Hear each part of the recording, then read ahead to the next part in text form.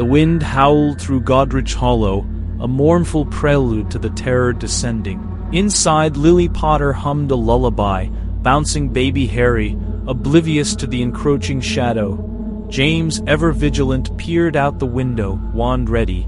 Across the country, Severus Snape knelt before Lord Voldemort, his face a mask of subservience. His master, in a rare moment of dark indulgence, spoke of his plans. "The Potters, my faithful Severus, are next. The boy, you see, is foretold to challenge me. A foolish prophecy, but one I shall extinguish at its root." Snape's gut twisted, a knot of ice forming in his stomach. He had heard whispers of the prophecy, dismissed them as the ramblings of a senile old man, and his equally mad seer. Now its chilling reality settled upon him. Lily, his Lily, the woman he had loved, even after she chose another. The words caught in his throat, choked by a lifetime of bitter resentment and pride. The wind howled through Godrich Hollow, a mournful prelude to the terror descending. Inside, Lily Potter hummed a lullaby, bouncing baby Harry, oblivious to the encroaching shadow. James, ever vigilant, peered out the window, wand ready. Across the country, Severus Snape knelt before Lord Voldemort, his face a mask of subservience. His master, in a rare moment of dark indulgence, spoke of his plans. "The Potters, my faithful Severus, are next. The boy, you see, is foretold to challenge me. A foolish prophecy, but one I shall extinguish at its root." Snape's gut twisted, a knot of ice forming in his stomach. He had heard whispers of the prophecy, dismissed them as the ramblings of a senile old man, and his equally mad seer. Now its chilling reality settled upon him.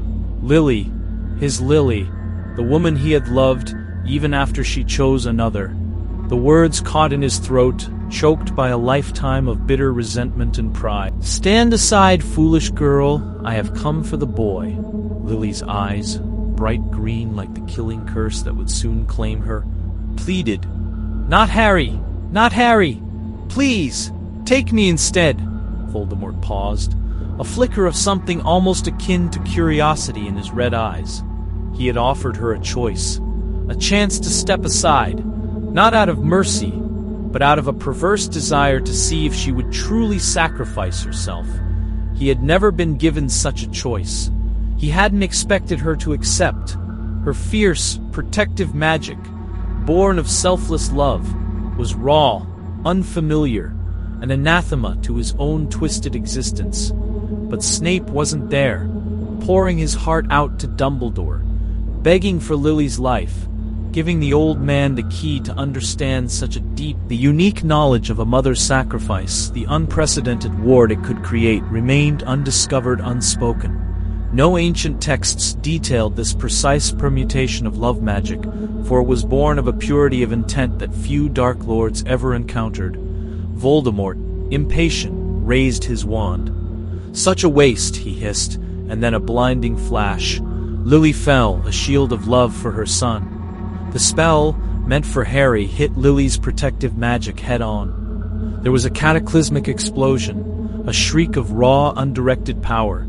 The cottage imploded, timbers exploding outwards, stone disintegrating into dust. When the dust settled, only a smoking crater remained, and among it a tiny wailing baby, a lightning bolt scar stark against his forehead. Lily Potter was gone, James was gone, and Voldemort was not.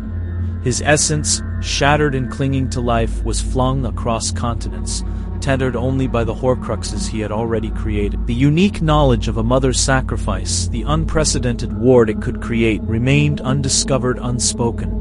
No ancient texts detailed this precise permutation of love magic, for it was born of a purity of intent that few Dark Lords ever encountered.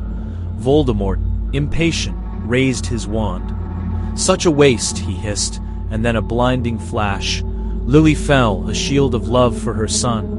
The spell, meant for Harry, hit Lily's protective magic head-on. There was a cataclysmic explosion, a shriek of raw, undirected power. The cottage imploded, timbers exploding outwards, stone disintegrating into dust. When the dust settled, only a smoking crater remained, and among it a tiny wailing baby, a lightning bolt scar stark against his forehead. Lily Potter was gone, James was gone, and Voldemort was not. His essence, shattered and clinging to life, was flung across continents, tethered only by the Horcruxes he had already created. Meanwhile, Severus Snape, shocked by Voldemort's instantaneous disappearance, retreated into the shadows. He was a Death Eater, but his master was gone, seemingly vanquished by a baby. The irony was not lost on him, though it did little to ease the gnawing guilt. The Ministry, in its sweeping arrests, captured many of Voldemort's followers. Snape, with his considerable cunning and carefully cultivated facade of loyalty, managed to evade immediate capture. He became a ghost, haunting the fringes of the wizarding world, his guilt a festering wound. He knew Lily was dead, and he knew he had done nothing to save her.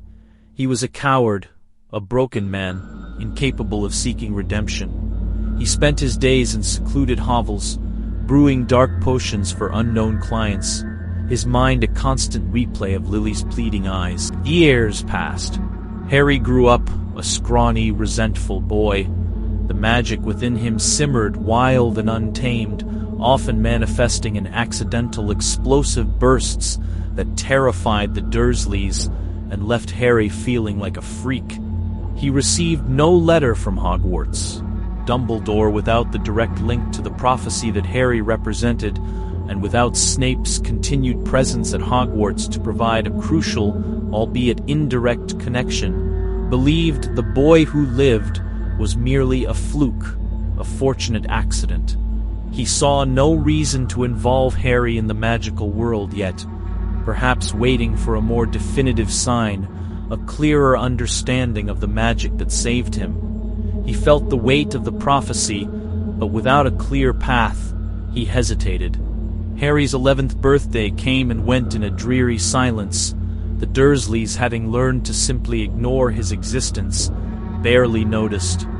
One day, however, a frantic, slightly singed owl found him, its leg wrapped with a crudely written note, not from Hogwarts, but from a desperate individual. Rubeus Hagrid, still gamekeeper at Hogwarts, but now also part of a dwindling underground movement of Dumbledore's folly, those who truly believed Voldemort would return. Hagrid, on his own initiative, driven by an unwavering loyalty to Dumbledore and a deep love for the Potter family, had tracked down reports of strange, untamed magic around Harry. He had heard whispers of the Potter's mysterious demise and Dumbledore's vague, unresolved theories. Hagrid had a gut feeling, a deep conviction that something was amiss. He found Harry, malnourished and withdrawn, living in a dilapidated garden shed where he'd been banished after an incident involving exploding window panes. With a voice filled with wonder and determination, Hagrid revealed the truth of his parents and the world of magic. Harry, though disbelieving at first, felt a spark ignite within. The notion of belonging, of power, of the world beyond the Dursleys' petty cruelty was intoxicating. "You're a wizard, Harry," Hagrid boomed, a tear in his eye. "And your mum and dad were some of the finest wizards I ever knew." Harry, unlike his canon counterpart, had no Dursley fear to overcome. He was ready to flee, to escape, to embrace anything that wasn't the cupboard or the shed. He went to Diagon Alley with Hagrid, but without the official Hogwarts acceptance, they had to be resourceful. Hagrid, with a bit of persuasion and a few well-placed threats, convinced some shopkeepers to provide Harry with basic supplies. Harry bought a second-hand wand, a plain, unassuming piece of wood that felt strangely right in his hand. It wasn't a sleek, powerful wand, but it hummed with a quiet energy, almost a defiance. He didn't go to Hogwarts. Instead, Hagrid took him to a hidden safe house, a small, unassuming cottage nestled deep in the Scottish Highlands, accessible only by a complex series of apparition points. Here, a handful of disillusioned witches and wizards, loyal to Dumbledore but operating independently, resided. They were the remnants of the original Order of the Phoenix, those who hadn't given up hope, who still trained, still watched. Among them was Alara, a gruff, scarred witch who had lost her entire family to Death Eaters, her eyes holding a haunted wisdom. There was also Theron, a quiet, meticulous scholar of ancient runes, whose studies of protective magic were profound, though purely academic. Here Harry's education began, not in classrooms, but through practical lessons from veteran Aurors and wise healers. He learned he studied ancient runes with Theron, mastering their protective qualities, learning to imbue objects with latent defensive magic, a far cry from the theoretical application most students received. He became proficient in stealth and tracking, skills essential for survival in a world where the Ministry was still largely oblivious to the lingering dark forces.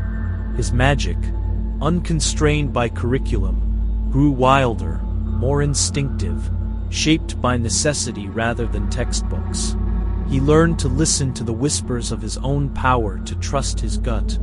Dumbledore, observing from afar through the network of trusted contacts Hagrid maintained, finally realized the immense potential of this Patronus, a magnificent stag, materialized with ease, a glowing white beacon against any encroaching darkness. He could feel the latent magic in the air, could sense shifts in intent. One fateful night, the safe house was attacked, not by Death Eaters, but by Voldemort himself, alerted to their presence by a Ministry raid gone wrong, a random sweep that stumbled upon their hidden location. The battle was fierce.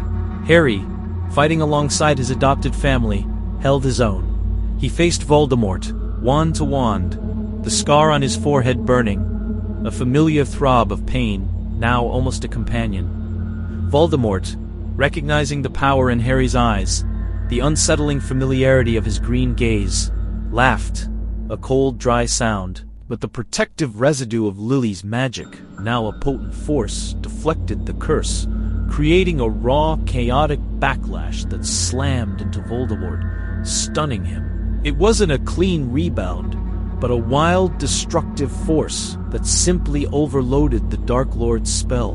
In the ensuing chaos, Harry, guided by instinct and the combined knowledge of his underground tutors, didn't try to defeat Voldemort with a single offensive spell. Instead, he unleashed a barrage of complex, layered defensive charms, channeling his mother's chaotic protective power. He overloaded Voldemort's magic not by Dumbledore, arriving late to the scene with a small contingent of Aurors, having been alerted by Hagrid, witnessed the incredible display. He finally understood. Harry was the chosen one, not because of a specific spell or a precise reflection, but because he was a living embodiment of the defiant, protective power of love, a force that Voldemort, in his arrogance, could never truly comprehend or counter. It was chaos against calculated malice, and chaos was winning. The battle raged, destructive and unpredictable. Voldemort, his reserves dwindling, his face contorted in frustrated fury, realized he was outmatched in this strange defensive duel. This boy wasn't fighting like any wizard he'd ever known. He was a force of nature, a shield personified. With a final furious snarl, Voldemort retreated, his power drained, his form flickering. He was weakened, but not destroyed. The Horcruxes still remained, their dark magic humming, anchoring him to life. Harry, exhausted but triumphant, stood among the rubble, a beacon of hope. The prophecy, once a burden, was now his calling. He would find the Horcruxes. He would defeat Voldemort, not by mirroring his darkness, but by overwhelming him with the light, chaotic power born from a mother's selfless sacrifice, a power that had been allowed to flourish, untamed and misunderstood, for 17 years. And in this different, dangerous world, Severus Snape, a forgotten shadow, watched from the fringes, his heart a cold knot of regret and a glimmer of unfamiliar awe. He had not saved Lily, but her son, a testament to her enduring love, had now become the world's greatest hope. The path ahead was perilous, but Harry, the boy who survived, was now ready to take the fight to the darkness.